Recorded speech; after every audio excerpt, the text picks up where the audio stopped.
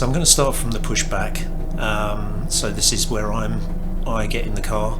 I'm the third driver in, so last driver in. So I've got 30 minutes to run. You can see that Chris, who was in the car before me, did a 1:01:44, which was a really good time. My best was on the Wednesday practice session, 1:01:77 at that point. Now I made a mistake coming down the pit road because I got muddled with kph and miles per hour and ended up coming down the pit road at, or the pit lane at 40 kph instead of 60. But anyway, coming into paddock here, and who should go past but Liam Rositz in the car with the orange tailgate. And he's the guy I normally try to sort of target because he's similar sort of speed to me, perhaps a bit faster.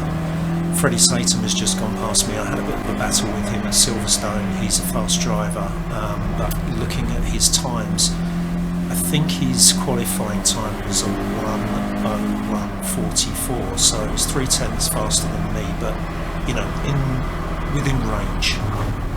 You know, I should be able to at least try to get him, particularly if he's battling with other people. So at this point, the car's, you know, I'm making sure that the tyres are up to temperature, etc. So I didn't really push it hard on the first lap, but I was pretty happy with everything. And so then we start to step it up a bit. So I've got a bit braver going into paddock. I'm turning in later, going in faster, so that's all good. And I've decided to take this line, which is Ving Druids. I tried other lines, and this seemed to be the best one for me. So I still can't get this one right, which is Graham Hill Bend. That wasn't too bad that time actually, but it hasn't been great during practice.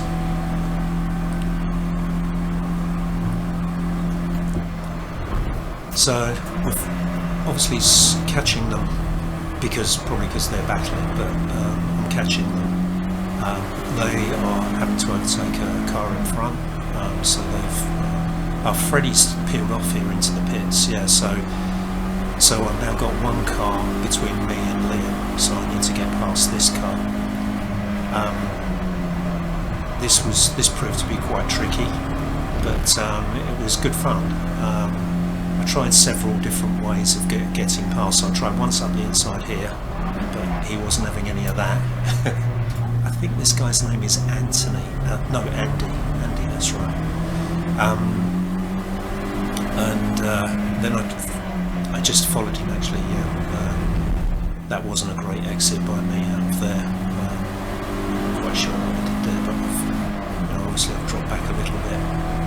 I found getting around here, people talked about getting up onto the middle section of the curb instead of just clipping the curb, because there's a bump at Surtees. When you go through it and you just clip it, it actually throws the car up a bit. And if you can get up onto the curb but not too high, you can actually just skim across it. And I did try that a few times. It seemed to be quite successful. So now I've got a better run on him.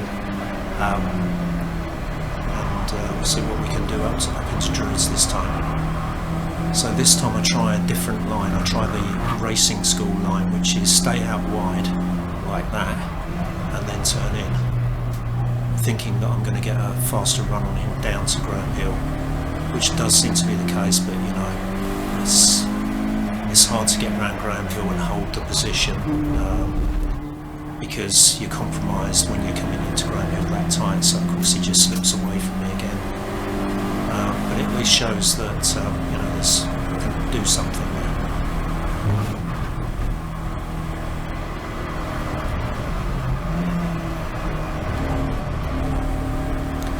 Okay, so I'm staying tight with him. Didn't get a particularly good run on him along the start-finish straight. I still have some work to do on clearways, although I've discovered I've found a better line around clearways. So anyway, up nice and close to him through paddock, getting more speed, coming down the hill, staying in. I I don't know if he thought I was going to do the racing school line again, but he stayed out wide this time, and so I was able to sneak past. So that was a bit of a result. And now this time I'm not going too compromised on my line through Graham Hill. A little bit, you can see I'm about in the middle of the track this time.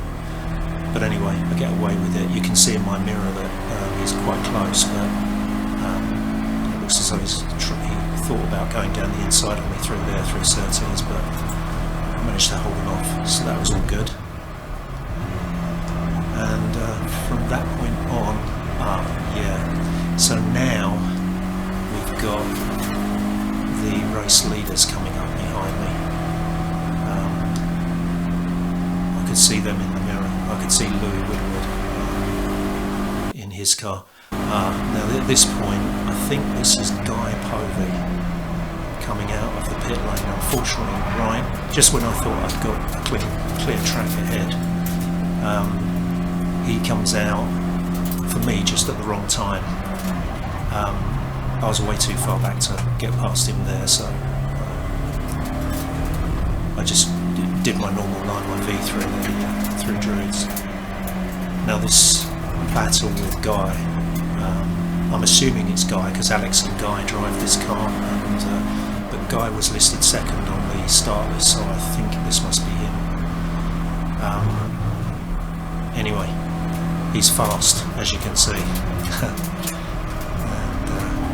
quite a slippery customer. That's where I stayed wide to let Louis through, and also the car after him, which was running in second place, and I'm not sure who that is in that car, but they were battling for the lead of the race. I didn't get any blue flags actually, and I think the trouble is by this stage of the race, you know, we're already an hour in, the marshals don't stand a hope of remembering who's where, because there have been lots of pit stops, and you know, it's very difficult for them to understand who's racing who. So they go past Guy, which gives me a bit of a catch up, but now I've got the third place person, Jack Godden, so I waved him past because it wasn't really very fair to hold them up, so we continue on our way, and I'm not racing with them, I'm going to race with Guy and get past him.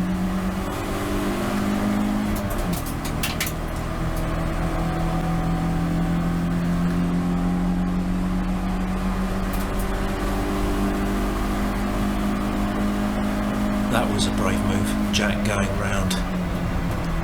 down the inside round the paddock. I suppose, well, I don't know, I'll show you in a minute the problems you can have with that paddock. I did think about using that line, but we'll see that a bit later.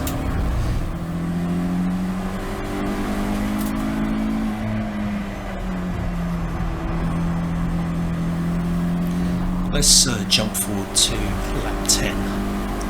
This was where it all gets quite interesting. So you can see on lap 10 I did a 101.77, which was matched my my practice. Actually, I think I did a 107.4, didn't I, on Wednesday? But you can see I'm still battling with Guy. I tried everything. I mean, I've skipped a few laps, but during those laps I tried everything I could think of to try and get past him, and I was really struggling to figure out how to pass him.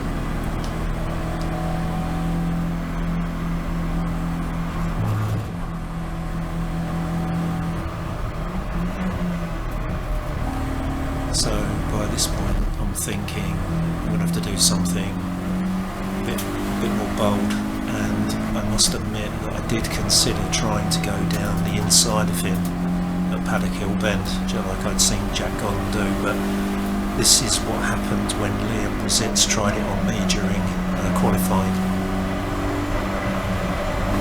Oops. So I decided that's probably not the best thing to do.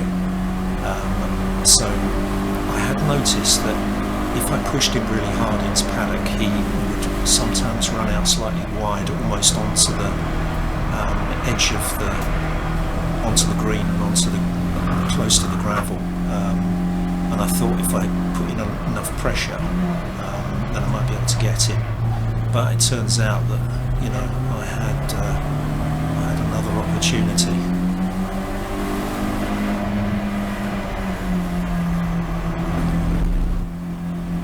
So that one didn't pay off.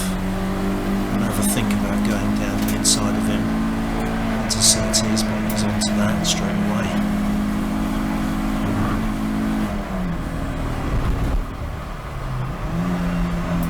So we go back to plan A, try and push hard into Paddock Hill Bend, hoping that he'll run slightly wide and loosen the speed.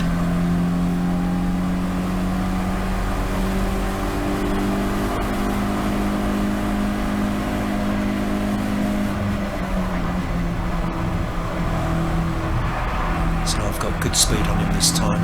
He has gone slightly wide.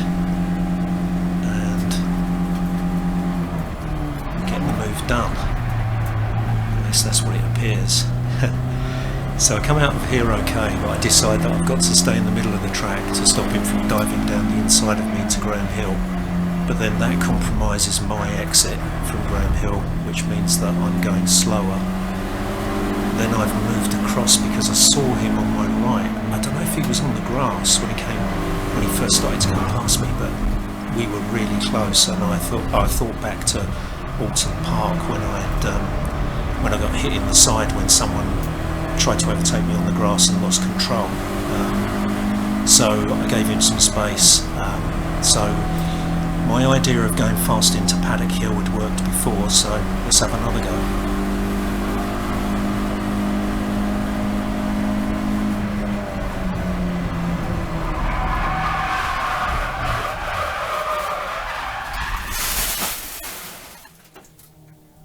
Well, irony of ironies, instead of me pushing him slightly wide, I go and do what I just did. So let's have a look at what happened there. So what I tried to do is, although I braked, if you look at my profile here, the red lap is my fastest lap from my Wednesday session, and then the blue is what happened during that lap. You can see that the profile is almost identical, but I bleed off the brakes quicker and try and carry more speed into the corner. But I have to say that by this point, one thing I had noticed was I'd started to get quite a lot of understeer coming out of Paddock. And I don't know if that was because of tyre temperatures or what it was. Let's try and see if we can see what went wrong. So one of the things you notice, you can just about see my left hand just there. So where it was understeering, I then tried to correct it by turning in sharp, and that's obviously what did it, I think. I was going fast, but it was that sharp correction. This is the trajectory round that corner. The yellow one is my fastest time from Wednesday, and the blue one is where I just slid off, as you just saw. So you can see that I was going wide. Obviously this is based on GPRS data and it's not going to be absolutely precise, but I think the point here is the comparison between the safe line, where I actually made the turn and made the apex, and the one that you just saw where I understeered, missed the apex, and then ended up getting completely sideways and off the track. The marshals did a live snatch, so they dragged, the safety car came out and they dragged me out of the gravel and let me continue, which was pretty good. So bizarrely, I ended up joining the end of my own safety car train. But by this time I'd lost 3 laps, so we were 2 laps down anyway, so we were now 5 laps down. And also there were lots of stones in the tyres, and I could hear them being thrown up into the wheel arches, and I was a bit concerned the car might slide around on them, be a bit like riding around on marbles. So I did complete the race. I did more laps, but mostly around the 103 level. Although partially that was because I got stuck behind this car in front.